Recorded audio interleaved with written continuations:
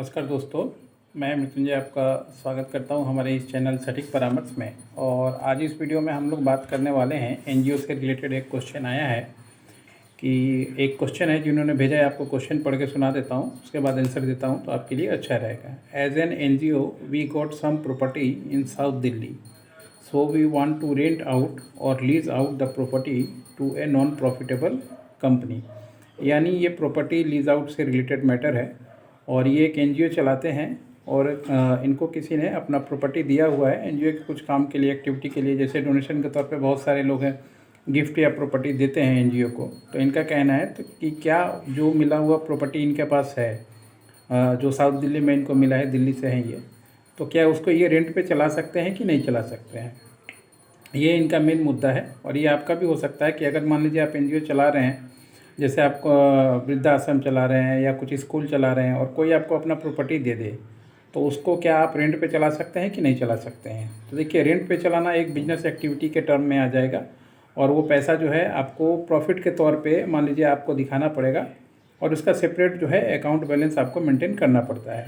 ये सोसाइटी का नियम है कि अगर मान लीजिए अगर आप कोई प्रॉफिटेबल इनकम करते हैं, जैसे अगर रेंट जो होगा तो वो तो प्रॉफिट का पार्ट होगा, तो आप उसमें से जो बिल्डिंग का रख रखाव है, जो खर्चा है, अगर मान लीजिए सिक्योरिटी गार्ड है, तो ये सब चीज़ें आप उसमें दिखा सकते हैं।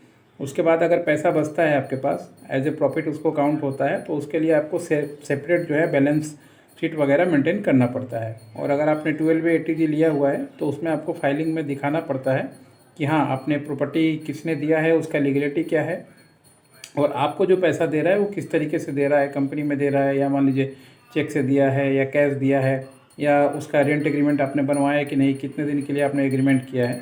ये सारा काम आप अपने फाइल में मेंटेन करेंगे, जो मिनट्स बुक होता है उसमें, और फिर अपने सीईओ को देंगे। आपका सीईओ जो है इसके लिए अलग सा एक एंटिटी बना देगा और एंटिटी बना के उसमें वो फाइल करेगा और सारा फाइल आपको जो है उसमें दिखाना पड़ेगा। तब जाके यही चीज़ जो है लीगल मैटर हो जाएगा और आप इसको कर सकते हैं।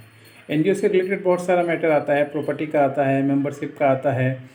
मान लीजिए अगर कोई सोसाइटी बनाया है तो पार्किंग का रिलेटेड इशू आता है। बहुत सारा ऐसा डिस्प्यूट आजकल आ रहा है और धीरे धीरे ये चीज़ें बढ़ रही हैं, क्योंकि जैसे जैसे संख्या बढ़ेगी तो प्रॉब्लम भी बढ़ेगा दोस्तों। अगर आप एनजीओ से रिलेटेड कोई कंसल्टेंसी लेना चाहते हैं तो एनुअल कंसल्टेंसी जो है हम लोग प्रोवाइड करवाते हैं। इसमें रजिस्ट्रेशन करवाने से लेके कैसे एनजीओ चलना चाहिए, अगर मान लीजिए 12A लिए हैं तो उसका प्रोसेस कैसे होना चाहिए, उसका कंप्लाइंसेस कैसे मेंटेन होना चाहिए, सीएसआर लिए हैं तो उसके लिए कंप्लाइंसेस और मेंटेनेंस, और ओवरऑल एनजीओ दर्पण में अगर आप किस तरीके से फाइल मेंटेन करें, प्रोजेक्ट के लिए कहाँ पे सोर्सिंग करें या किस तरीके से जो है प्रोजेक्ट फाइल करें, ये सारा प्लानिंग जो है ओवर फोन हम लोग देते हैं। और अगर ज़रूरत पड़ता है तो साल में 2 बार मीटिंग वगैरह भी किया जाता है। जो भी एनजीओ होता है उसमें मान लीजिए अपना आना जाने का खर्चा, ये सब सारा चीज़ अलग से देना पड़ता है एनजीओज़ को।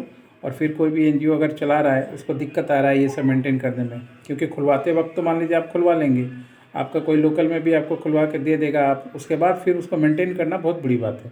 उसमें लोग क्या होता है 2-2 साल 3-3 साल 4-4 साल काम करते रहते हैं, फाइल मेंटेन नहीं कर पाते हैं, फिर बाद में जाके उनको बहुत ये चीज़ें महंगी पड़ जाती है। तो ये सारा एक्टिविटीज़ हम लोग कराते हैं। हम लोग का जो नंबर है 9230222490, इस पर आप कांटेक्ट कर सकते हैं और एनजीओ को अपने सही तरीके से चलवाने के लिए हम लोग के साथ एग्रीमेंट करके जुड़ के अपने काम को आगे बढ़ा सकते हैं। आज के लिए इतना ही दोस्तों, नमस्कार।